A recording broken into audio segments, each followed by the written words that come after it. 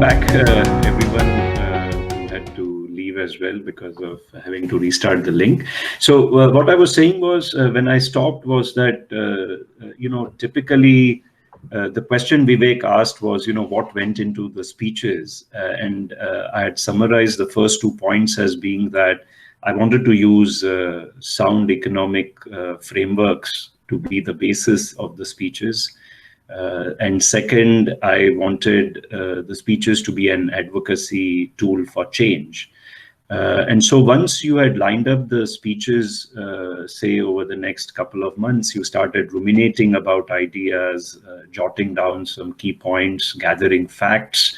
And gathering facts required going back either to my earlier research on India or other countries, as well as gathering new bits of evidence.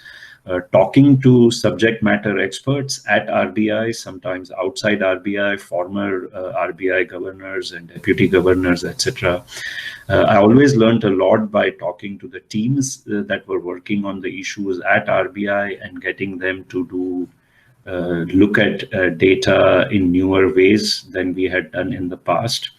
But I had a day job, and so many times the speeches were written in the middle of the nights, by and large. I used to stay up a fair bit after I used to come back home in Villeparle after my tennis at Bombay Gymkhana. But it's okay, I'm used to doing that even as an academic. Research happens in spurts. If you say I'm going to work 6 hours every day and bright ideas will come, it doesn't happen. Sometimes you have to be up at night and not give up on the issues you are thinking about. And it's only when you are really deep into an issue that the spark arises. Sometimes I think about research a little bit like how the Carnatic or the Hindustani classical musicians play, which is that, of course, they've been doing their riyas all along, but when you see them perform, actually for the first 30, 45 minutes, they are just warming up. They are really just getting into the mood. And then once they are 2.5 hours into it, they are on a different planet. Nothing seems impossible for them to undertake at that point. Sometimes research happens in spurts in that manner, and I think it was the same with the speeches. But as I note in the book, even though the speeches carry my name, a lot of the contributions came from very valuable parts of the RBI, notably my executive assistant and several other people working at RBI who I thought were just absolutely fantastic when it come to their work ethos and how much they put in every day for the kind of incentive structure that a public organization provides. I think that was one of the most refreshing aspects of my stint at the Reserve Bank of India. Vivek, you are on mute.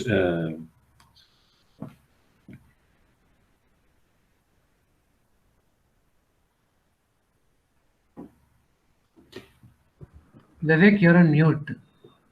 I have. Yeah. Now we are. Now we can hear you. Sorry. Okay. The main point you make in your book and in the preface is about the fiscal dominance of the government on the banking sector in the country. Now, one is, can you sort of explain this to us in simple English? And does it possibly remind you of any Kishore Kumar song? I think so put simply, the fiscal dominance is a situation in which the government is trying to do too much. And because it is trying to do too much, it has to borrow a lot of money. Typically, when you try to do too much, you lose focus, and a lot of what you do becomes wasteful. What that means is that governments that try to do too much are invariably not generating very high levels of economic growth. They're generating a lot of activity, but not much accomplishment along the way, if one can say so. So then their borrowing demands become very large. They have to generate a lot of money to do the expenditures. And when the growth is not turning around because, their activity is not very focused in the first place, they start using whatever powers they have to what is called as repressing the economy. Now, what does it mean to repress the economy? it has many aspects, but two key aspects are that whatever rupees I'm putting into my bank account with, say, a bank, they want to ensure that it doesn't go to anyone else and a big chunk of it goes to the government for funding its own expenditures. And second, they want that if they can't do the expenditures themselves directly, can they get the banking regulator to change the rules so that the public sector banks will do a lot of expenditures on their behalf? Okay, so again, why is that repressive? Because if the public sector banks are delivering on government's programs, they are less interested in actually lending to the private sector, or they have less capacity in lending to the private sector. Now, historically, until about 90s and even early parts of 2000, the way this arrangement of fiscal dominance worked is what Dr. Y.B. Reddy, former governor of the RBI, he has a masterful foreword to the book, which I recommend very, very highly. He says that basically the government, the central bank, and the public sector banks until early 2000s were what he calls as a Hindu undivided family, in which no one kept anyone's accounts, because either the central bank directly financed the government, so just printed money and transferred it to the government's accounts, or the central bank chose rules of bank regulation where up to 40 paisa of the deposit that I was putting into the bank was basically going by fiat to the government to fund its own expenditure. So if Vivek is a private company or a medium-sized enterprise or a household that's trying to borrow from the bank, on the margin, the bank would be constrained because it has to channel a large part of the deposits to the government. And then, as I was explaining through Dr. Rangarajan's Katti Memorial Lecture and the impact that it had on the Indian financial system, these practices were relaxed. The Reserve Bank was not allowed to directly finance the government. The requirement of 40 paisa of my deposit with a bank going to the government was brought down to below 20 paisa. So the financial repression of the banks was brought down by more than 50%. Now, what has happened is that as we adopted these measures, the idea was that we are modernizing the economy. We are going to allow the private sector to grow so that we can get beyond the Hindu growth rate of 3% that used to be delivered in the nationalized, centralized era of the economy, that we will have higher growth, the government will consolidate and reduce its expenditures, and hopefully, because we are growing well, the households will actually have high savings to work with. And for a while, all this worked well until the global financial crisis. But after the global financial crisis, growth became harder to generate. The governments got short-termist in their desire to hit some high growth numbers in short term without actually undertaking the longer-term structural reforms for the economy. And increasingly, the savings rate of households also started declining because we started creating a lot of credit-based consumption in the economy. When you consume based on borrowing and other people's money, you realize that it's not so important for me to save myself because people are giving me easy money to borrow down the line. Now, as these conditions changed, the government borrowing programs got more and more desperate in terms of going helter-skelter with more and more programs trying to resurrect growth in one way or the other. But without focus and without long-term reforms, the activity was there, but the accomplishment wasn't there. And now they started turning to the central bank to dominate its regulatory policies so that once again, even though we have moved away from the Hindu undivided family arrangement, could we get the central bank to adopt rules so that government borrowing programs are easy? So can the central bank supply a lot of liquidity by buying the government bonds in the market so that government borrowing costs remain low? Can the central government relax the rules for banks so that even though public sector banks had made large number of losses since the global financial crisis and the stimulus that followed. The government doesn't have to recapitalize them. Can we ensure that bank rules are relaxed so that even though they don't have the capital, they can continue to lend and create some growth impulses in the short run in the economy?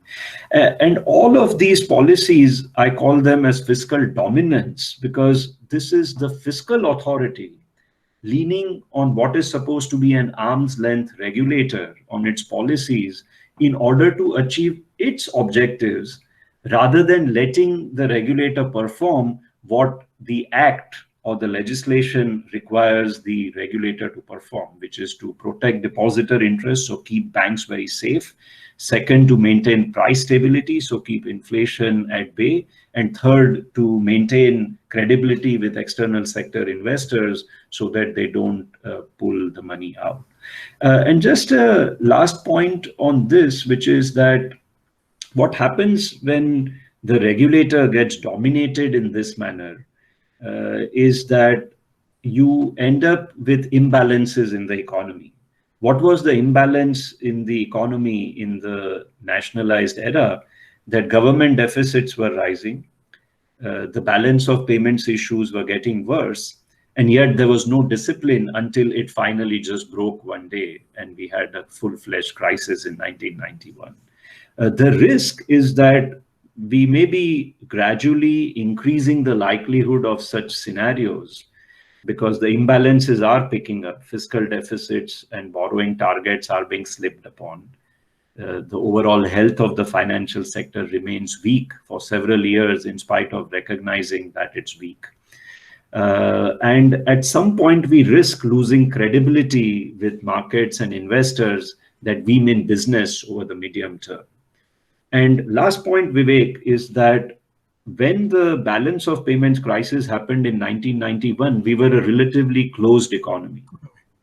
We were a nationalized economy. We were this Hindu undivided family. Now we are a decentralized economy. We are a market economy, and we are very much more reliant on external financing than we used to be. So when and if, and I hope it doesn't happen, but if we reach a point of imbalance that looks increasingly unsustainable, the next shock will be far more violent than what we witnessed, because we have markets at play. We have a lot of external investors who will vote with their feet. They will pull their money out. And we no longer just have public sector banks in the system. We also have private players in the financial system. And growth fragility, external sector fragility will whiplash them very, very hard when this happens. And so I think fiscal dominance is a real risk in my view at present. Right. Okay. So I sort of also read Dr. Urjit Patel's book, Overdraft, recently. And I think there is a commonality to what both of you are trying to say, even though he says it in a different way and you say it in a different way. So I'd just like to sort of quote two specific portions, one from his book and one from your book, and then I'll ask you my question. So Dr. Patel in his book writes that as the government's headroom for running higher fiscal deficits is exhausted, government banks are encouraged to overlend to pump prime the economy and boost preferred sectors. Almost inevitably, this leads to higher NPAs over time, which requires equity infusion from the government, and this eventually adds to the fiscal deficit.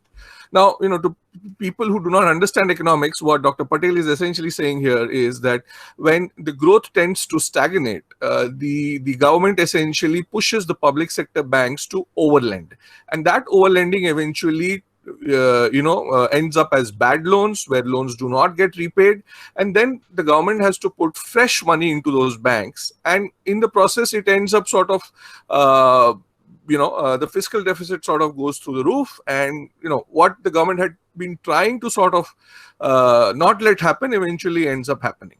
Now, you, on the other hand, write in your book, does the pursuit of growth in India focus mostly on credit-based stimulus in the short run? And is this what causes efforts to restore financial stability to routinely stall? Now, the thing is that you're sort of making a similar point. Essentially, the idea of government using its banks to pump up the economy, and which leads to a vicious cycle. So, would you sort of elaborate on that a little? Yes, I think that's a great question, Vivek. I haven't read Dr. Patel's book in detail, and for the audience, we did not synchronize the arrival dates of Oh yeah, our I mean, so books either. which was my next question. That the conspiracy theory going around is that you guys ensured that both your books landed on July 24th. So No, I think that was just a miraculous coincidence of sorts. I haven't read actually any parts of Dr. Patel's book yet, other than what has been discussed publicly, because I've been busy with my own book in the meantime. Sure. But of course, I very much relate to where he's coming from. At least in my case, I can say that many of the ideas in the book are rooted in my discussions with him in part. The issue of fiscal dominance is something that Dr. Patel has written in his research far more than I have, very explicitly in his work with his former advisor, Willem Buiter. He has actually written journal articles in top economics journals on the issue of fiscal dominance. I'm a relatively new my realizations about this are relatively new than his, if I could say that. I think the points of departure between our theses are more at the level of nuance, in my view. And let me highlight three of the nuances, I think. The first is because you have already highlighted the similarity that, you want to push growth through short-term stimulus. The nuance is that first nuance is that I think we are no longer simply relying on public sector banks. We are relying on relaxation of rules by central bank across board. So we are trying to get the central bank to compromise on policies across board so that the system as a whole actually is able to lend more. So it's not just public sector banks. You want even private sector banks at times to actually go for higher returns on equity at the cost of actually keeping capital buffers, because increasingly the penetration of deposits and loans has been greater for the private sector parts of the banking system. Even on incremental deposits, they are gathering more deposits than the public sector banks. So that's one. So one point of fiscal dominance of the central bank is that it leads to a race to the bottom in rules for the entire financial system, not just for the public sector banks. So that's one important nuance. The second nuance, which is related, is that a part of the fiscal dominance is also on management of liquidity by the central bank. So there is pressure to buy government bonds in market transactions to keep government's borrowing costs low. There is pressure to have mark-to-market rules on bank balance sheets. So if banks have acquired bonds, then when interest rates decline, the bonds gain in value. When interest rates rise, these bonds lose value. Now, the treatment from an accounting standpoint should be symmetric so that when banks buy bonds, they price the risk correctly. Right. What is done, though, is that in order to ensure that the government doesn't have to recapitalize public sector banks, this accounting treatment has been made asymmetric. So the gains on bond positions when interest rates decline are passed on immediately, whereas the losses when interest rates rise are passed on only in a very gradual manner. So now, this by itself, you could say, is fine, but what it does is that it makes banks in the entire system as a whole, not just public sector banks, want to have a preference for holding government bonds compared to other securities. So this basically means that a policy of the central bank is actually raising the costs of borrowing for private borrowers because you are giving this asymmetric accounting treatment and a bet for the financial sector as a whole to go all in on government bonds. And then you will always see in newspapers that there is a constant clamor for the central bank to start open market operations. Why does that happen? Because the entire purchase of government bonds in India, in my view, is with the intention that we will buy bonds. And either when inflation rises, as it has in the recent months, or if the government borrowing program becomes very large, we will all work in a synchronized harmony in newspapers, in lobbying, in consultations, etc., to put pressure on the central bank saying, oh, yields are rising, you have to now come and do more open market operations to bring the yields down. Now, what is the problem with this? The problem with this is that when inflation is already high, it's beyond 6%, the upper band of the target set for the central bank, and it keeps pumping more and more liquidity into the economy. At some point, when the growth impulses pick up, it will find it very hard to absorb this liquidity back, because it would actually be leaning against the winds of growth at that point of time. And then there is a risk of runaway inflation, and external investors will say this is going to cause the rupee to depreciate, because in real terms, they cannot purchase things in India at the same price as they could have before, and they will start pulling the funds out. So that's the second point, which is that the fiscal dominance of the central bank goes beyond public sector banks now. It is entering market prices. And this risks actually creating imbalances that can endanger the financial system as a whole. And the third nuance that I would stress is that his emphasis, from whatever I have read in your writing as well as that of others about the book, is more on addressing the issue of the banks, whereas I have put a fair bit of primacy in my introductory chapter also on addressing the fiscal situation in the first place. And I have suggested a sort of 5-point reform agenda for fiscal institutional reforms, so that the India is put on a better path. So I think we do need to address banks, but I think my sinking realization on the job as well as afterwards, when I reflected on what it is that's making it so hard to achieve financial stability, the sinking realization was that, oh, until we have this fiscal house in order, the pressures to compromise the central banking rules are always going to be there. You will take one step forward, but then you will be asked to take 2 steps back. And so my sense is that right now, the fiscal needs to be addressed head on as much as we need to address the financial sector stability. And I think in that emphasis, being equal on both sides, I think I'm perhaps a little bit more focused on fiscal rectitude than perhaps Dr. Patel is. But I say this with the caveat that I have not yet read his.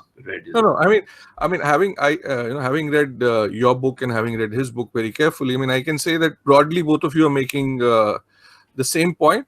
And I mean, of course, there is a slight difference of opinion. That's yes, all that. Yes. Right. Yes. Okay.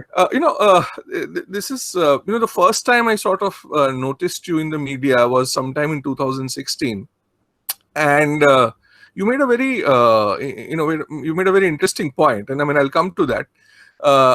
Now the bad loans of Indian banks peaked at around 10.4 lakh crore in March 2018, whereas public sector bank bad loans were at around 8.95 lakh crore. There were banks like IDBI Bank where a third of the loans given out had turned bad. Now, despite that, I mean, I find it very, very surprising. There wasn't even one bank run in India. How can anyone bank with a bank which has 33% of its loans, being defaulted on? So in a 2016 interview, you said that once you have the name of the country or a state's name in the name of the bank, the depositor knows implicitly that the bank is very safe. Now, can you just sort of elaborate on this a little, because I find this thought very fascinating. So. Yeah, absolutely, Vivek. I think this is the essence of the problem with public sector banks, and why it is so hard to actually get people to even understand the inefficiencies that they create in the system.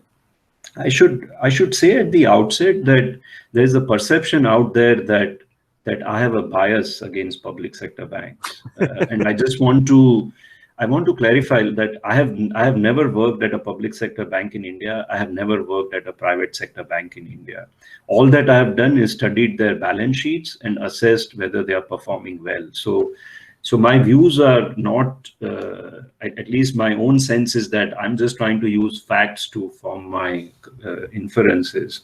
But why is it hard? Why is it that people find it hard to accept that maybe we should perhaps have a slightly different ownership structure. It's because when the entire government's tax collections are potentially backing a completely destroyed balance sheet otherwise, there is a lot of money implicitly backing that balance sheet. So the creditors, depositors in a public sector bank have so far not had to make any haircuts, get into the difficulty of not getting their deposits out, etc. And it's almost, in my view, this is basically the exorbitant privilege, so to speak, which is that, the bank, as you said, sometimes has 1/3 of its balance sheet in complete duds as far as loans go.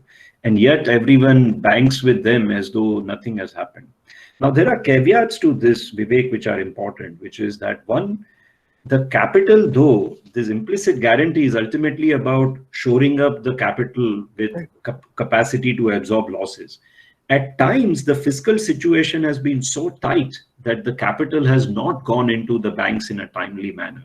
And perhaps some cases you are throwing more good money after the bad, because it's not just that these banks started out with 33%. They first started with 10%. Then they lent even more in terms of evergreening the defaulted promoters' loans. Then the losses kept mounting. In fact, the analogy that was sometimes used is that it's sort of like a batsman in your team who gets clean bowled on the first ball, regardless of whether it's a new ball and Wasim Akram is on the other end, or whether it is a spinner, or whether it is even the wicketkeeper of the other team who has now taken to coming to bowl. Because no matter where they lend, they would always make the highest non-performing assets. And by the way, this is an underappreciated fact, which is that some of the public sector banks which have high non-performing assets, no matter which asset class you look at, they have among the highest non-performing assets in that asset class. Right. This means that their basic underwriting and recovery technology is question mark, that they don't have the mechanisms in place to do banking in a good manner. So when capital into some of these banks was hard to come by, paradoxically, there were rumors on internet where I'm told that the largest state-owned insurance company was sending messages saying that you should not put money into that other public sector bank. It will be safer with us. Okay. They have been known to do that, so that's okay. Yeah. And I thought this was kind of an extraordinary state of affairs in a way, where one pocket of the public sector is essentially saying the other public sector pocket is not as good to keep your money in. But what I'm trying to highlight is that when the sovereign becomes constrained and can't put the capital in time, can't provide backing to the bank in time, this could be a problem. And I think this is the ticking time bomb, or the fiscalization of the public sector losses becoming very, very large, that I think Dr. Patel is touching upon. And of course, I'm gravely concerned about. Now, given that there is this trust, and many surveys have shown actually that the depositor trust in public sector banks, for the reasons we just discussed, is much greater than in private sector banks, because the government support won't come as quickly. It's at best, it is implicit, and it will take some package to be structured when a private bank is not doing well to prevent its failure. Whereas in case of a public sector bank, that package is the ownership of the bank by the government. Whereas when a private bank gets into trouble, some resolution will have to take place, and there is uncertainty about that. But so how do we then measure the inefficiencies that are arising in the system? And I have a very simple metric. Suppose all the money that the government put into public sector banks, say over the last 10 or 12 years, instead that money had gone either into an equity index, or if it had been invested in private sector banks. Implicitly, the calculation is that if these banks were as efficient as private sector banks, how much would you have gained money, or would you have lost money? And repeatedly, so not just 1 year, no matter when you recapitalized, over a period of time, our calculation is that over a 10 to 12 year period, the amount of money, taxpayer money, that has gone to recapitalize the losses of public sector banks, these would have delivered returns of between 2.5 to 3.5 lakh crores of savings My God. if you had invested this money in the Nifty index or in private sector banks. Now, this is, in dollar terms, this is on the order of 35 to 50 billion dollars. Imagine if we had this much money to spend in the midst of COVID. Right. This could have been put to so much relief and repair efforts in the midst of COVID. So this is, at some point, you have to look at facts. And I think this is my fundamental point, which is we can't just keep saying that public sector banks are needed because they serve development goals. Did they make bad loans on development and financial inclusion? No, these were loans to some of the biggest industrial houses of the country that have gone bad. Has the largest extension of credit to small businesses come from public sector banks? It's a question mark. We have small payment banks now. We have one large bank which used to be a microfinance institution, which has evolved into one of our larger banks now with one of the largest market capitalization. This bank is doing what public sector banks were thought to be doing, which is to actually provide credit at the last mile to the micro entrepreneur who's actually, and I'll tell you, I visited one of these private banks on the outskirts of Kolkata. I narrate my experience in one page of the book, which is in a chapter called Some Reflections on Microcredit. There were women entrepreneurs who were borrowing money in ticket sizes of 1,000 rupees to 1 lakhs with repayment maturities of 1 week to a whole year. And this was happening over that entire rural area on the outskirts of a city that I visited. This is the kind of development and financial inclusion work that, in my view, the public sector banks ought to be doing. This is the only thing they should do, at least in the smaller public sector banks, which I said are like these batsmen who's getting clean bowled on every single kind of delivery that the batsman is facing. So I think at a minimum, we need to put facts on the table. Is this good use of taxpayer money? Can this money be used to build better infrastructure, create more thriving health infrastructure in the country? Can it be used to educate the country's children and provide skilling to its youth? Or is the better use of this money to keep making bad loans through a system that doesn't seem to be improving its underwriting and recovery standards? I think this is the real question that we have to ask. And I think no government would like to give up its ownership. No government would like to acknowledge that these banks were privatized, these banks were nationalized from what were private banks before. By the way, these were not born as government entities. Most of them were privatized, were nationalized through 2 acts of nationalization. It was done for political objectives because the government wanted to have foot soldiers to deliver its programs at the end. Maybe that was perhaps a noble objective, but I think the proof should be in the pudding. Has that objective been delivered upon? No, because these banks made loans exactly to the industrial houses to whom they were lending before they were actually nationalized in the first place. So I think the issue is not about the ownership of these banks. The issue is not about providing a guarantee to the depositors, because that can be done by improving the quality and coverage of deposit insurance, even for private sector banks in the country. I think the issue is whether we are throwing a lot of taxpayer money after bad and basically having very poor efficiency of allocating credit in the economy.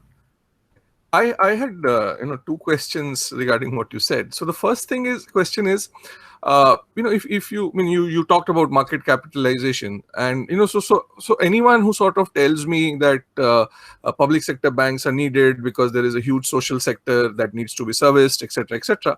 So my point to them precisely is, you look at Kotak Mahindra Bank and you look at the State Bank of India. Now, Kotak Mahindra Bank is a puny bank in front of State Bank of India. And the last that I checked, the market capitalization of Kotak was 1 lakh crore more than that of State Bank of India, right?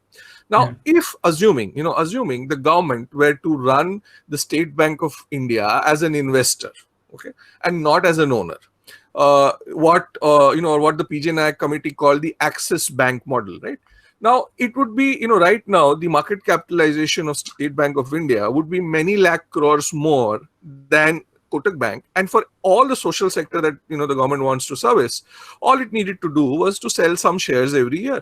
Absolutely. So, right. So why is this so difficult for people to understand? I think this is difficult to understand because, as I said, when the growth cannot be delivered, the individual ministries will be held responsible. So if they can fight the growth headwinds through a stimulus via the public sector banks, they can lean on the central bank to relax the rules, to deliver growth through this, what I called as basically a credit-based stimulus for the short run in the economy. Essentially, they can deflect the problem. And I think this is what I call as fiscal dominance, which is, and it's beautiful actually in the way the symphony plays out, so to speak. I think it's like in some ways it is better orchestrated than the New York Philharmonic, because they all work together. All the forces, individual ministries, the bureaucracy, the government, the potential borrowers in the private sector, especially the defaulted ones who want their loans to be tided over, they all join forces in this orchestration of how growth is slow, how countries' potential is laying waste, how banks must lend in this time, borrowing costs must be made lower, the central bank must cut rates, the central bank must inject liquidity to all parts of the economy so that India's potential that is laying waste can be resurrected at all costs. And it's a very beautifully orchestrated thing, and they don't even need a conductor. It just sort of happens on its own. It's so deeply ingrained in the system, and they never ask the question: did this form of orchestration and leaning on the central bank to play out work well? And just over the last decade, we have seen that it led to double-digit non-performing assets for banks, great misallocation of capital. Even now, some of the sectors such as power and infra in certain segments where there's excess capacity, even now we have not been able to fix these sectors with the full recognition that there has been an overinvestment, there is over-indebtedness, there's excess capacity relative to the current consumption demand of the economy. And so it's a very convenient, one thing one has to realize is that a lot of it is about also the message that you send out.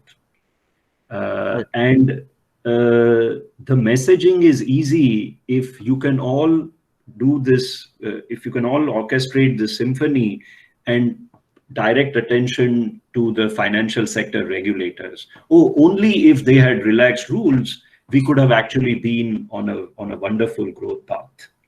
And I think this is the deeper reason, because having the public sector banks in the system, having that their capital in the end actually has to be provided by the exchequer.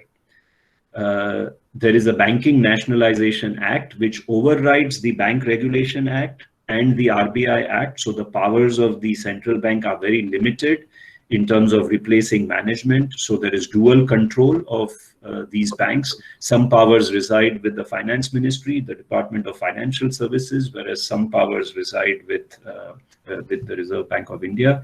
And this essentially allows them to gradually permeate into the bank regulatory apparatus. In fact, a question that needs to be asked is, why is the RBI deputy governor, who's in charge of supervision, always by and large a former public sector banker? I can understand a former banker. Why is it always former public sector banker, even after 30 years of several private banks being in the system? I have no issues with any specific person, but this is the way that the issue starts infiltrating and penetrating into the apparatus of the system. And it's a mission creep. To start with, there was no department for banking in the government because there were no public sector banks. First, the Department of Banking was created. Then it was expanded to become the Department of Financial Services because we also nationalized some of the other non-bank entities. First, the Department of Financial Services Secretary never used to be on the board of the Reserve Bank of India. In 2012 or 13, I don't remember the exact year, that was changed to have this person now participate on the board of the central bank so that they could have a more direct influence in one way or the other on some of the policies of the central bank. So this is a mission creep that doesn't get as much attention as it deserves. The presence, when you own these entities, it allows the system to infiltrate into the regulatory apparatus in a very, very deep and entrenched manner. And then it's very hard to actually maintain operational autonomy. There is operational autonomy in the name of it, but you have actually corroded it at its core by actually like reaching these deep parts of the regulatory systems. In fact, before I asked the second question, I said I sort of wanted to read out a couple of paragraphs from your book, and which I thought was my Paisa Vasool moment. I mean, being a Mumbaikar. And you write that, on the one hand, the overarching presence of public sector banks, other large state-owned financial institutions, example, the Life Insurance Corporation of India, and state-owned enterprises, creates the incentive that the government dominates the central bank and its financial sector policies to affect outcomes for the entities it owns and for its borrowing programs. On the other hand, recognition that the government has incentives to influence policies as such, and that it's not at arm's length from the regulators, drives the private sector into hyperactive lobbying, read an overdose of consultations with the government and regulators. This in turn induces an overall culture in the system of putting in place business-friendly policies that are pro-incumbents at the cost of market-friendly policies that encourages creative destruction, asset reallocation, ease of doing business, and new entry. Now, if I were to put it, a tad simplistically, public sector banking and fiscal dominance essentially leads to crony capitalism, right? Absolutely. And I think this is a very important point I'm trying to make, which is that there is a tendency sometimes to say that this is not a fiscal problem. This is not a problem of government ownership. United States had a banking sector crisis where private sector banks went rogue in their underwriting standards. So, the problem is with the bankers. The problem is with those who are borrowing. The problem is with the corporations. And no matter whether you maintain good public financial systems or not, you will have banking crises anyways.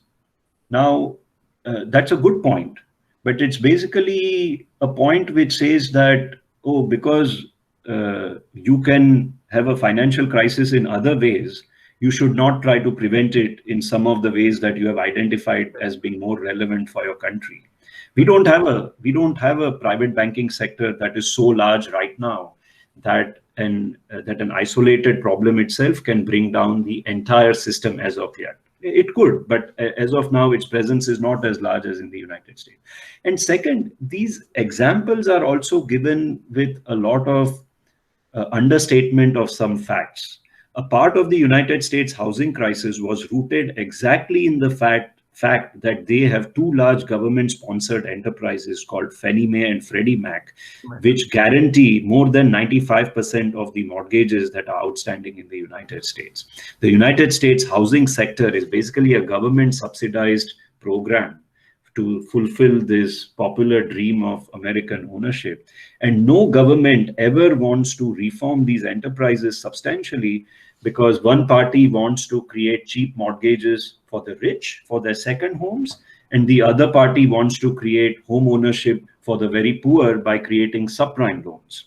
So, in fact, I would say the United States proves exactly the thesis I have, which is that when government tries to enter financial sector through direct ownership of institutions, it influences the rules of game on the ground in a manner that ultimately endangers financial stability in a very, very significant way.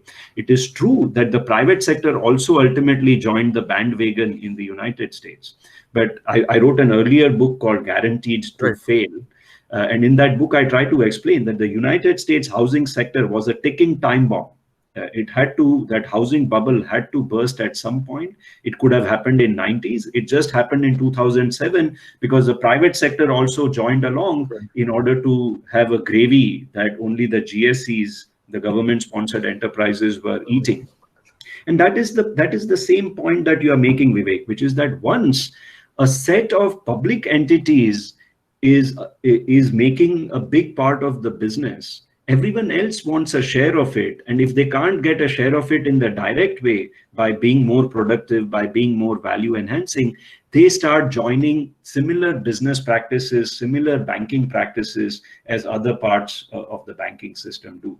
Now, thankfully, our private banks, by and large, have learned their lessons from the excesses of the 2010 to 12. There have been some governance failures along the way, proving the point that there will be failures in the private system also. But in my view, it is not a systemic problem. It is not a problem that is linked to how they operate, how they are owned, how the rules are bent every single time you want a credit fuel stimulus, etc. The second point you mentioned is super important, which is that my experience was that on the one hand, you look at our sectors like the tech services or pharma. Okay, these are relatively less indebted sectors. In tech space, I would say, in fact, it's mostly private equity, venture capital kind of ownership. You see how much the entrepreneurial spirit is blossoming there. When I meet the engineers in the country, compared to when I graduated in 95, the level of entrepreneurial spirit and ambition they have has completely changed. And there is a vibrant ecosystem that is allowing them to take their ideas from the origin stage to the completion stage, all on the back of foreign and domestic equity finance. You look at our heavily indebted brick and mortar industries, the most important engagement they have with the central bank is on what restructuring packages can be put in place so that their bad loans are not called non-performing assets. And I'm not even exaggerating when I say this. I had a folder in my mailbox called Allah ke naam pe de de baba. Okay. I had a folder with that title because this was the most common industry email that I received. Can the rules be relaxed so that my default problems can be dealt by your forbearance rather than difficult measures that I must undertake in order to reform my company? Maybe I have to change my lavish lifestyle in order to, not be, because I can't afford under the rules of the game, what creditor repayments have to be made. And I think this is actually, if I can call it, this is a cancer. When you change the fabric, when you change the cultural fabric of a society to be one of extracting rents from the government and the regulators, which is ultimately means that taxpayers are paying for their rent extraction in one way or the other. When you change the system's incentives so that that is how they make money, rather than creating innovative products, rather than competing on a level playing field with others, rather than by actually being better than what the global competitors are in delivering services to the Indian citizenry. Instead, they want protectionism. They want protectionism by closing borders. They want protectionism by concessions from banks. They want protectionism by not being called a non-performing asset when they have never performed on the asset. And so I think this is actually a much deeper cancer that the rest of the rot coming through the public ownership of banks and other parts of the financial system creates. And I really wish that we don't regress in the coming years to what we used to be in the pre-liberalization era, where it's more centralized, everything is more nationalized, because I think that will not deliver the growth rate that our demographics, the number of jobs we need to create each year, the per capita GDP that we are in, all of these require that we deliver high growth, if not double digit, at least 7.5%, 8.5%. This cannot be delivered on the back of a centralized, nationalized system which is inward looking, and where the primary way of operating is to extract rents from government and regulators rather than to design new products and services for the Indian citizens. Right. There's an American economist called Thomas Sowell. Thomas Sowell essentially makes a distinction, between the fact that an individual has the knowledge of a particular thing and the fact that he has the ability to make a decision on it, right? So basically power and knowledge. Now, if you look at the Indian public sector banks and if you look at the retail lending per se, the bad loans are not as bad, anywhere as bad as the corporate lending. And they're pretty close to what the bad loans for the private banks are. So what that tells me as an outsider is that when a public sector banker is lending to a retail guy, he is in a position to do proper due diligence and then lend. Whereas the same system which works for retail doesn't seem to be working for corporate. So, do you think this is true, or is this something like this playing out? Yeah, so I don't have the latest data on hand because I've been out of the central bank for more than a year. Sort of, No, Vivek, what I was going to say was that I'm not sure if this is actually true. Okay. I think we may want to go back and check.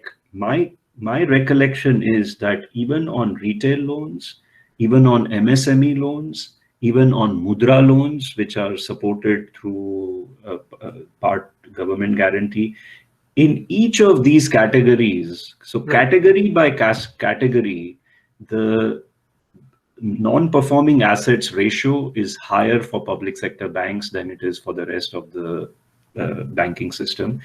The gap is, of course, much larger in the larger industrial loans.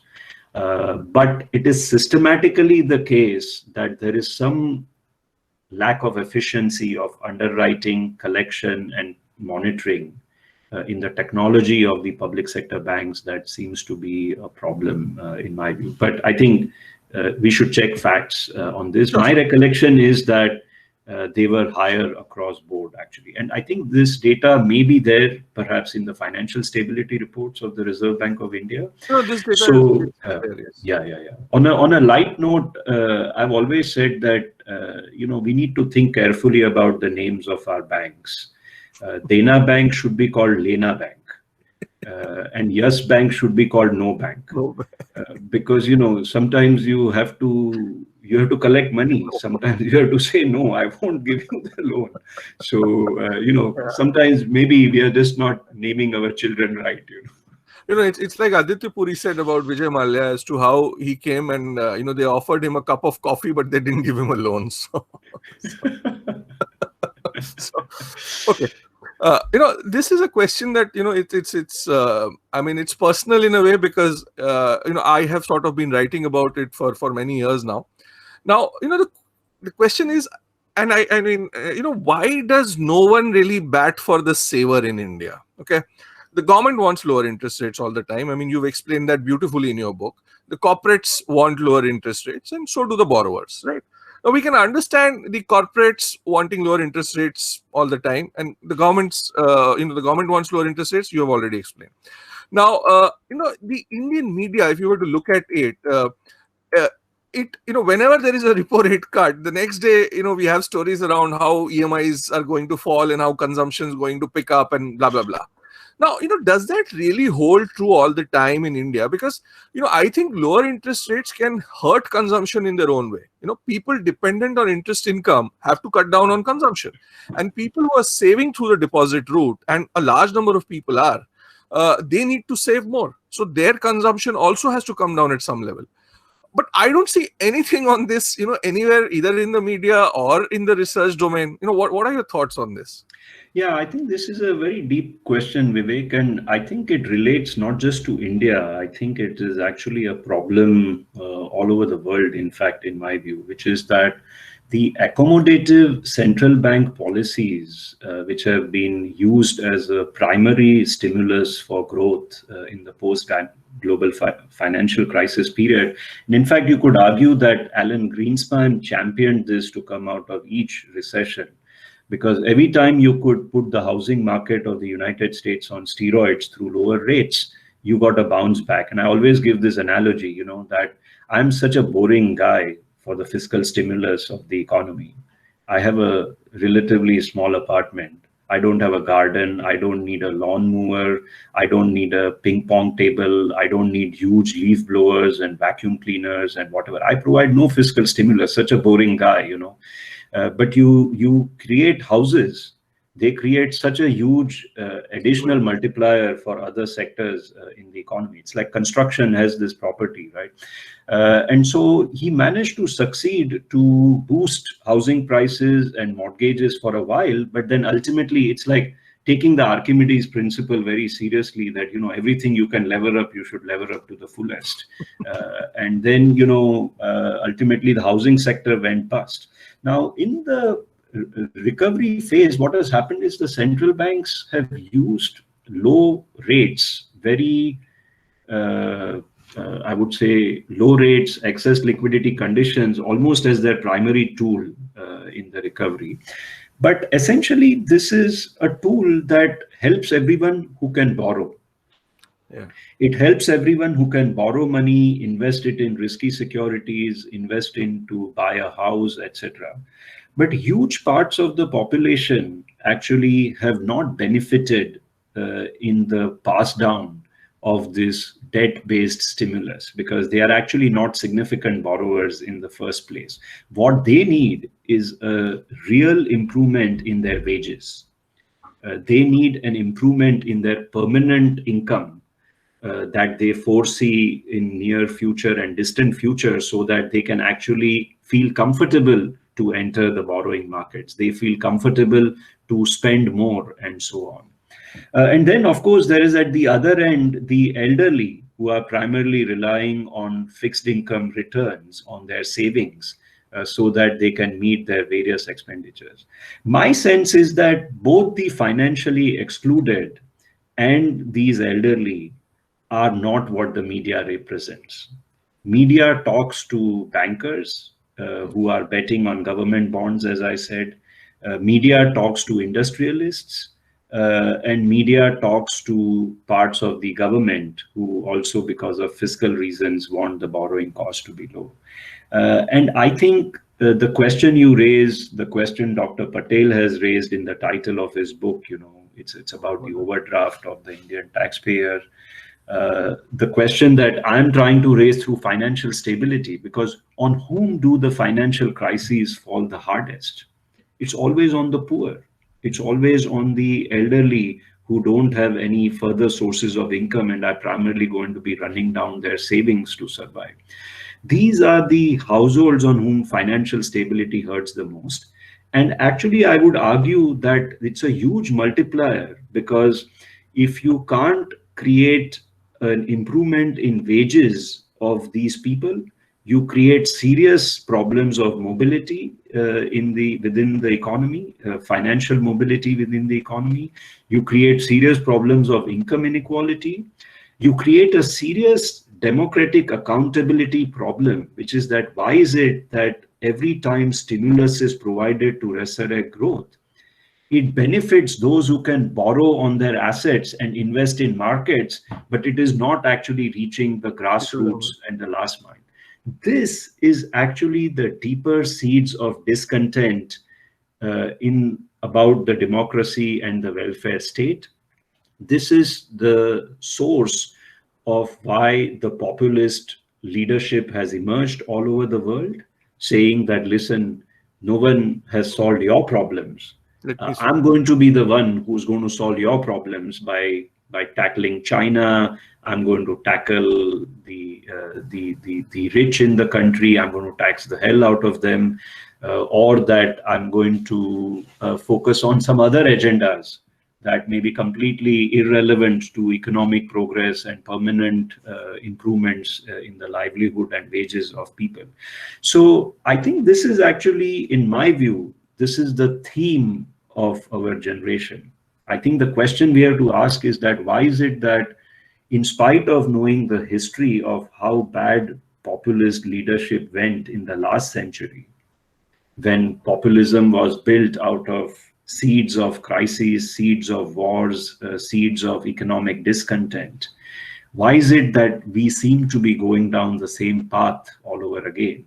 And if I could bring it back to the issues which I understand a little bit more, my sense is that central banks have a very important role to play here, because if they can position financial stability and secure it, if they can ensure that their policies are not lopsided in favor of borrowers and market investments, their policies are actually touching the lives of micro entrepreneurs, micro borrowers, individual families, the elderly, etc., which means that they have to look beyond just cutting interest rates and simply using liquidity mechanisms to lower costs of borrowing for large corporates and the governments and so on. They have to focus attention through voice, through reason, through leaning against the winds of such fiscal dominance and pressures from lobbyists to always do the quick fixes, because that leaning against the wind forces the system to think about transformational structural change. It will force the system to think about land and labor reforms. It will force the system to think about meaningful infrastructure investments. It will force the system to think about, how do I improve the ease of doing business so that I can compete on a global footing by improving my productivity and the quality of innovation and products. And I think this is the sort of like, the big question. I think if I could just touch upon another book, because there's a book club, I think I would say Raghuram Rajan's The Third Pillar is really a master. It's really a masterpiece in my view. It's a slightly difficult book to read, because it's kind of like on a slow burn. The book is on a slow burn in how it develops its thesis. But once you get into it, I think the canvas on which it is painted to help understand what we are seeing in the global economy, what are the dangers of the populism that we are witnessing right now, why those dangers are rooted in the inability of the markets, financial sector policies and governments to ultimately work for the community at the last mile. I think this is a very, very deep issue that we are facing. So I highly recommend the book to everyone. In fact, talking about the ease of reading, The Third Pillar is a much easier book to read than Overdraft. Let me say that. So, is that right? Okay, I've read The Third Pillar, but I haven't. Yeah, Overdraft is for someone who hasn't really, doesn't really understand economics. It's a very difficult book to read. But once you sort of, spend that time, it's just superb. So it needs that time and attention. Yes. So a couple of questions and we'll close. Yeah. And talking about Dr. Raghuram Rajan, so I'd like to quote something that he wrote in I Do What I Do, his collection of speeches, and he says, unless public sector banks are run like normal corporations, they will not be competitive in the medium term. I have a simple metric of progress here. We will have moved significantly towards limited interference in public sector banks when the Department of Financial Services, which oversees public sector financial firms, is financially closed down and its banking functions taken over by the bank boards. Now, Urjit Patel, on the other hand, Dr. Rajan is slightly optimistic, but Dr. Patel, writes in Overdraft, where is the fun in owning banks if control over operations, managing them, and determining their regulation is not possible?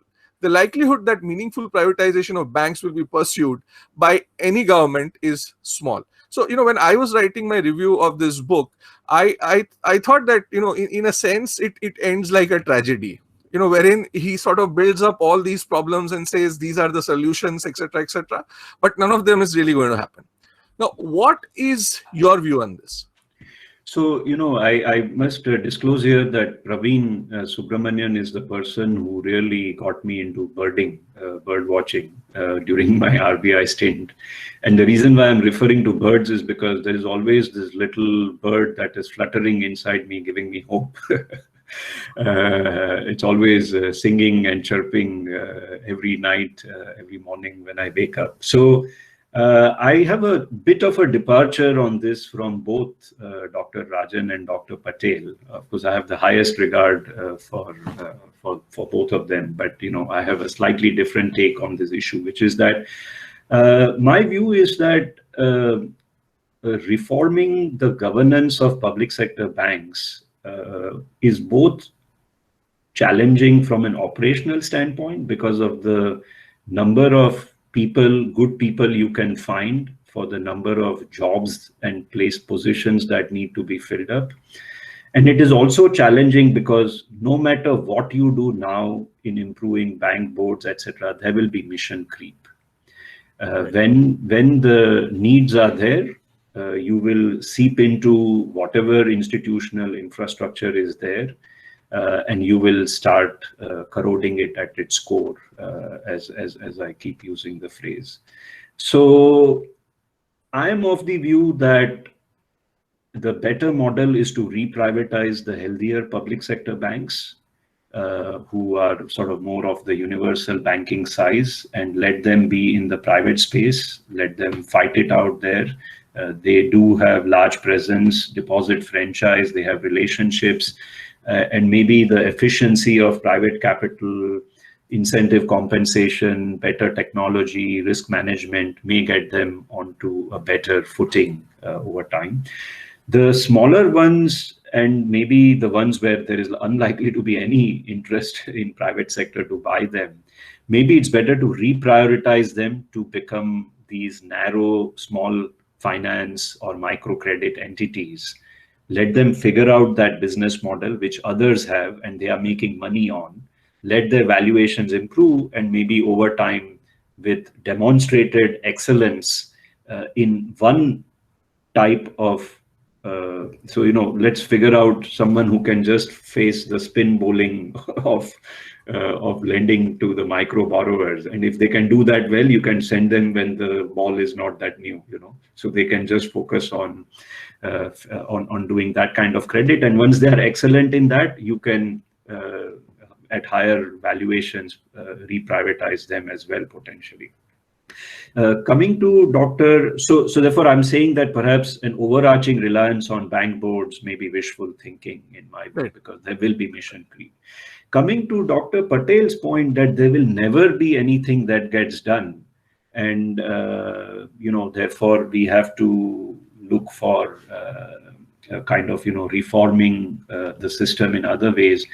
I am not so sure, because the similar ownership of public sector banks was there in other countries where entire banking sectors were state-owned. And financial crises on fiscal dimension or external sector dimension forced these countries to reprivatize their banks.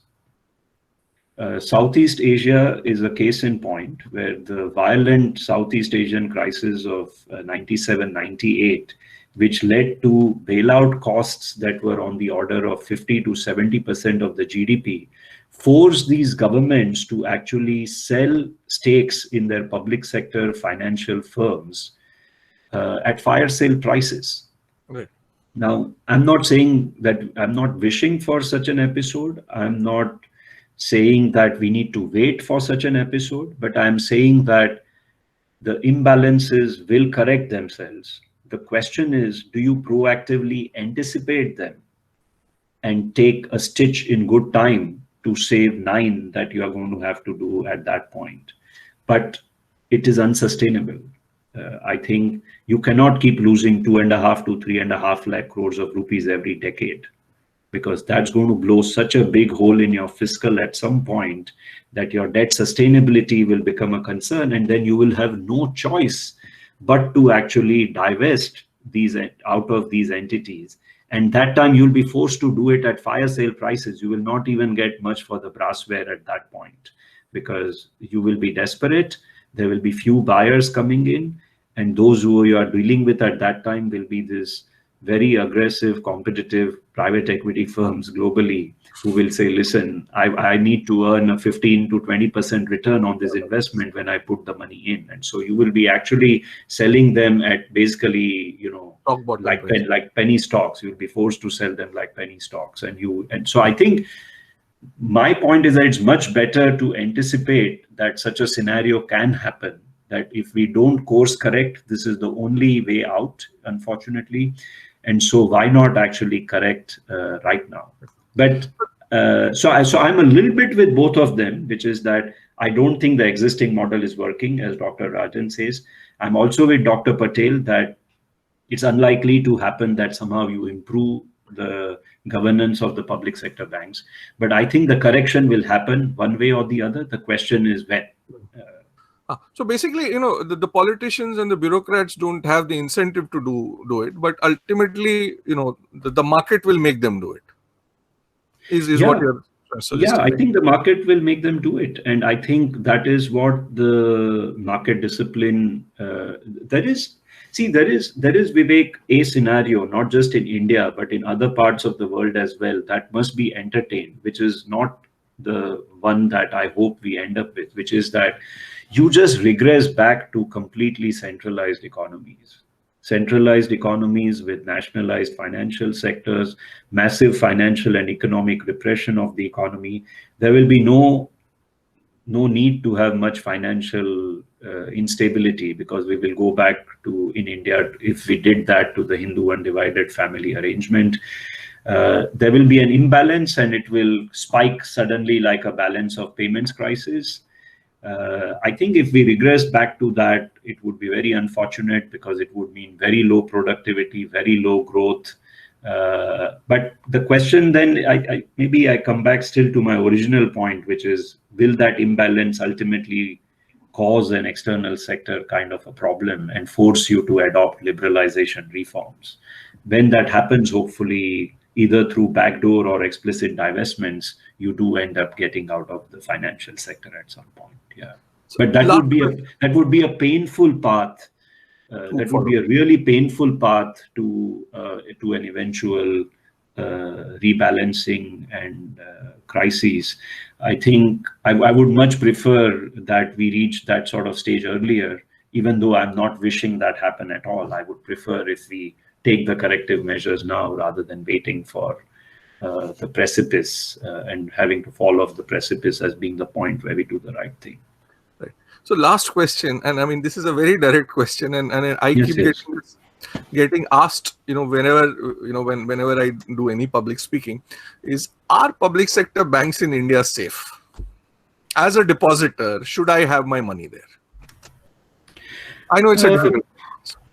Yeah, see, as of now, I would say one has to go with what the central bank's assessment is, what the size of the deposit insurance program is, and I think the question I ask is, why is it that in spite of that safety, the evidence seems to suggest that actually the share of new deposits of public sector banks is falling?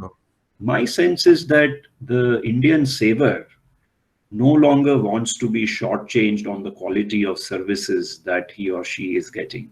And I'll give a very personal example. I always like to talk to taxi drivers. I like to talk to my maid. I like to talk to our car driver when I was in India. I like to talk to our watchmen, because I want to know how the common person's perception is about what they are getting.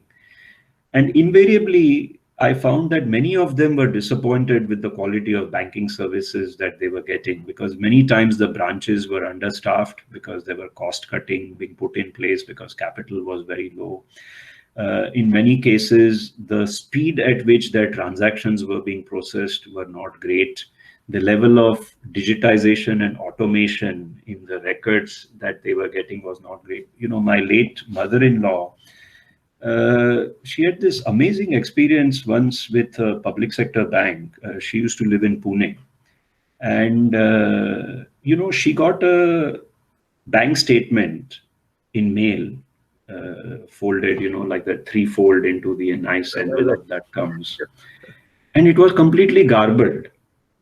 So she could not make out what is the balance in her account, etc. So she called the bank. And the banker said, "Don't worry what your balance is. The money is safe." and she lost it. She said, "I need to know whether you have paid me the interest or not, whether it's been calculated properly. Like, what do you mean the money is safe?" So the question what I'm trying to raise is that maybe these experiences of the common man on the ground, where the level of cost cutting as a way of shoring up capital the level of modernization, the quality of banking services as a bundle that is getting provided has now reached a point where I think the Indian saver is saying, forget just about the insurance aspect. I actually also want some high quality services on the banking account that I have with you. I'll give you a very interesting example from a research paper that studied the creation of the Jan Dhan Yojana accounts. That once a Jan Dhan Yojana account gets created, within 6 to 9 months, the account holder is gradually able to start getting into the credit system. So they move from a checking account to savings account, they build a little bit of history, and then they start borrowing. Now, when they start borrowing, they will want high quality services. You can't say, yeah, one significant zero is missing in your EMI, or it is an extra significant zero in your EMI, but don't worry about it. We work on trust. It doesn't work. The saver wants little bit more in terms of the quality of services. Right. And one last analogy on this, just yesterday I had a session on the book with our dean at NYU, Raghu Sundaram, and we were discussing, and he said that for the longest time, he said his mother kept justifying the ownership of their ambassador car because she said, on Indian roads, this is the best car you should be driving. And I think, we have improved the quality of our roads. However imperfect they are better than what they used to be. There are highways in the country where you can drive. So with that, the country and the citizens have also started owning better cars. They now have, international cars in some cases. Even domestically, we are producing better cars than the ambassador. I think the same needs to happen with the modernization of the financial sector. I think we need to realize we are not an economy of 70s, 80s, and parts of the early 90s. We are evolving into an economic large powerhouse. The world is looking at India to be one of the economic powerhouses of this century because of the demographics, the size, and the good institutional reforms that were put in place in the 90s and parts of turning around the century.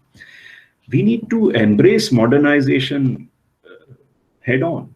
I think we need to show the world that we are moving forward. We are progressive in how we are approaching the financial sector rather than finding ways to justify the way we were doing things in the past. And I think I'm hoping, as I said, there's always this little birdie that's chirping and fluttering inside me. And I think this book is just an attempt to come back and raise this debate, raise a discourse, raise a hope that let's modernize our financial system and secure its stability for the next 10, 20, 30 years. I think that would be a great structural reform that the country can undertake. In fact, you would obviously know this, what we call privatization by malign neglect is already on in the banking sector. 10 years back, public sector banks gave around 75% of the loans. As of March 2020, it's down to around 57, 58%. So in a sense, that is happening. Even though the government may not do it, the market is ensuring that it's happening. So we are going there, but at a slow pace. Obviously, when yes, and at slow pace, but at a significant cost to the taxpayer. And I think that's the concern I have. So I'm not happy with the pace because along the way we are bleeding, and along the way the fiscal exchequer is now getting a higher and higher recap bill.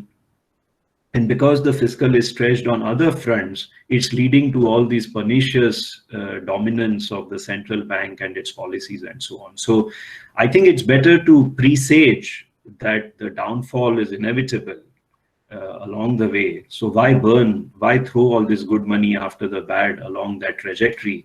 Maybe we can arrest the slide right now and have a better trajectory going forward. Thank you, Dr. Acharya, for doing this with us. It was a great pleasure talking to you. Very, very illuminating. Hope you write many more books so that we can read and benefit from all your intelligence and wisdom. Praveen, you may want to take over and close this. So. Yes. Dr. Acharya, would you have a few minutes for a couple of questions from the audience? Yeah, please go ahead. Thank you. Guys, if you have any questions, please feel free to unmute yourselves and present your questions. Alternately, you could type in your questions in chat. I think there is one question that's already there on chat. So this is from Ishan Saraf, and he asks, I have a question for sir. How do we dilute unions, in central public enterprises who prevent efficiency in operations and can't be fired to cut costs? Yeah, I think this is, of course, the issue no one wants to discuss. Elephant in the room. Yeah. It's in the end, I think you are spot on. Ultimately, the issue of privatization is going to be one of labor, which is how do you sever the labor contracts. I imagine that if a change of ownership takes place, in principle, the labor contracts can be dealt with, can be relooked at.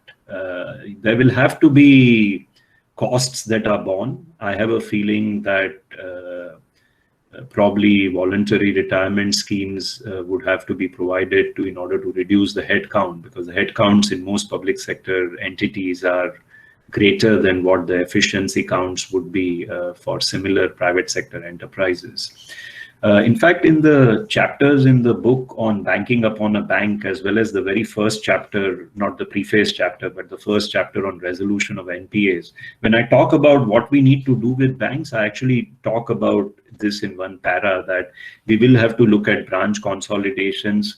Right. So, if you can make some savings on the real estate, that may allow you to actually find funds for voluntary retirement schemes to be handed over to reduce the headcount. Let's be very clear, whether you do privatization or disinvestments now or later, some costs will have to be borne by the government. The question is whether this bloats into another Air India, or whether you cut the costs and stop your losses right now, and prevent it from becoming a completely unmanageable problem down the road. I think that's the real question. So I think it could be that both on financial as well as operating leverage, some immediate loss may have to be absorbed. But I think that if you achieve some overall efficiency of operations, such as many of these entities own a lot of real estate, by the way. So that's and sometimes prime real estate, actually. Sometimes they own prime real estate. So I think asset sales. I can give you an example. Right next to where I live, there is around 1.5 acres of this company called the Bicycle Corporation of India. Bang in the middle of central Mumbai, Worli, prime real estate, lying there unattended for the last 15 years. Yeah, absolutely. So I think asset sales would have to be undertaken very substantially to find the funds to have sort of safe landing and bargaining with the unions, See, because those who can continue in the banks, eventually they will see the upside, even though in the short run they will resist the change.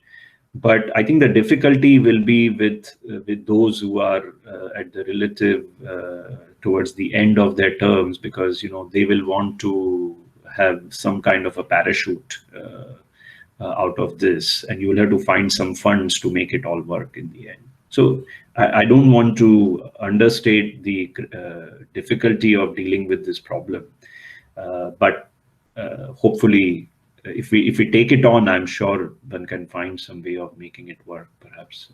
Okay. So there are a couple of questions. One is by Anushri Jain, another's one by Saket Surya. So I'll sort of try combining it so that you can answer. So what's been happening all across the world in the last few months and also over the last decade is that central banks have been printing a lot of money, and post-COVID it's just taken off, gone through the roof. So how do you see that playing out? And what about the Indian context? There's this whole school of thought that the government should essentially abandon the fiscal deficit target for this year and just print away to glory. So how do you see that? Yeah, the great question. See, globally, of course, some of these countries are developed countries, but you see that even developed countries over a period of time start losing their debt sustainability. You know, Italy in 2012-13 would not have been able to sustain its debt programs without the support of the European Central Bank. Now, note that support of the European Central Bank is an implicit support of the German taxpayer. So this is not actually simply the central bank bailing out its own government. It is actually a regional central bank which will get recapitalized from the stronger countries in the region, doing essentially a quasi-fiscal function of stabilizing Italy. So I think there will be developed countries who will, I think, also hit upon debt sustainability paths, because actually the monetary stimulus has not worked as powerfully over the last 10-12 years as it was thought to be. The only country in which it seems to have delivered decently is United States, which also actually undertook massive reforms to fix its financial sector, recapitalize its banks, and so on. And there was also important fiscal parts to the package in the United States. Now, these countries are still safe havens in the sense that, you know, the world wants to invest its savings in these assets. A lot of the trade happens and it's denominated in dollars, so everyone holds treasuries to hedge themselves and so on. For India, whether we like it or not, we are not a hard currency. People are not owning our bonds as a source of safety. They own our bonds outside primarily as a source of earning higher yields and exiting in good time if depreciation risk materializes. So it's a carry trade that the most of the world does on the Indian bonds of various types. So what is the way out? My sense is that the way out for India is to, I give this as I said, my one departure with Dr. Patel's book is that I'm focusing a lot on fiscal institutional reforms. And India, in my view, needs 5 fiscal institutional reforms, if I can describe them very briefly. First, you need to spend in the short term, but you need to retain credibility of your debt sustainability in the medium term. So first and foremost, India needs to seriously reconfirm its adherence to the FRBM Act's targets over a 3 to 5 year period. Second, simply having the targets has not worked. We have slipped on them even in the pre-COVID years, saying, oh, growth is weak, let me do some accounting shenanigans, and I will slip in the terms of the effective fiscal deficits. So you need an implementation mechanism to ensure adherence to the targets. How do you do that? We need an independent bipartisan fiscal council. This council will hold a mirror to the government on its progress on adherence to the FRBM targets, and it should vet every single budget before it is announced. Because how do all budgets ultimately meet FRBM targets? There are 2 tricks. One, you assume extraordinary growth assumptions, so tax collections are going to be fantastic. And second, whatever you can't fit to balance the budget, you put that number into the disinvestment target. Okay, so the disinvestment essentially is a residual entry that captures everything that the budget could not balance. Okay, so you can't have this because you neither attain the growth nor do you in the end meet the disinvestment target. So an independent council needs to vet that the strategy, whether the strategy is actually based on a sound budget in the first place or not. That's first. That's second. Third, we need to reorient the expenditures away from subsidies, because the subsidies create a short-term boost to growth, but they don't create a long-run growth multipliers. They don't actually create improvements in ease of doing business, in productivity, and they don't crowd in private sector investments. So we need to rationalize a lot of the subsidy expenditure, perhaps roll it all into a universal basic income, save money through efficient delivery, let the user decide how they want to use it, spend it on consumption, spend it on education, spend it on acquiring a house, pay down debts, let them decide. Don't tie it to consumption of specific goods. And then find space in this manner to actually invest on health, education, and infrastructure, where right now we spend less than 10% of the fiscal deficit on these expenditures. Fourth, a lot of the fiscal management is actually just fiscal accounting jugaad. It is above the line to below the line. Expenditures that are supposed to happen before 31st January are postponed to just after 31st January. And then you do these musical chairs in which one public sector enterprise acquires another public sector enterprise, and you call it a disinvestment. But this is not meaningful fiscal management. This is just accounting. So we need to calculate in an honest manner what is the true deficit and what is the true overall public sector borrowing, accounting for center, states, and the public sector enterprises owned by the center and the state. This is called a public sector borrowing requirement. We need to calculate it, and because that will tell us where we are, where we need to be, and how much of a course correction is needed. And fifth, this disinvestment, which has become this residual cosmetic target where around which we do musical chairs, that needs to be made a serious disinvestment, as was done during the 1998 to 2003 era, where meaningful disinvestments took place, where government, instead of relying on borrowing, actually shed equity stakes. Both it raised cash flow in the process, and it actually helped privatize some of these enterprises. We need a serious disinvestment, not just in other non-strategic sectors, but also in the financial sector, as I was stressing earlier. So I think we need a 5-point fiscal institutional reform agenda so that we find space to spend now, but yet we don't spook the markets, investors, and rating agencies. We tell them we mean business over the medium term, because serious disinvestments and infrastructure style investments will help boost growth and give credibility that growth will rise. That will actually put debt to GDP numbers on a better path. A fiscal council and a better transparency of fiscal accounts will mean that there is greater pressure to adhere to the targets. And disinvestments will reduce reliance on borrowing in the first place. So that will also help bring down the debt to GDP numbers. So that's my path. I think we can't throw caution to the winds because we are not a safe haven. We will be asked questions on the external sector, and we could end up with a situation where the central bank is forced to monetize it all. And then we go back to the 80s era, and then there's a balance of payments lurking in the background because inflation will take off, and you will have no credibility either with domestic investors or with external investors that inflation can be kept at bay. I guess, sir, one last question. This one's from Mr. Vijay Bhambwani. And he asks, is it okay to assume that the government can print unbacked currency and therefore sovereign bonds are a TINA factor investments? What's a TINA factor? TINA is essentially there is no alternative. No, there is an alternative, which is to do what you have said, but to improve your medium-term debt sustainability. So I think that's my point. My point is that every government right now is borrowing to undertake COVID-related expenditures. Some of them are also getting their central banks to print the money to do this. But ultimately, this is just all in the consolidated balance sheet of the government, where the central bank prints the money and hands it over to the central bank, to the government. What happens then? The government puts bonds on the balance sheet of the central bank. So in the consolidated balance sheet of the government, this is still a borrowing. And it will affect your debt sustainability concerns. So yes, there is no alternative but to provide relief and repair right now.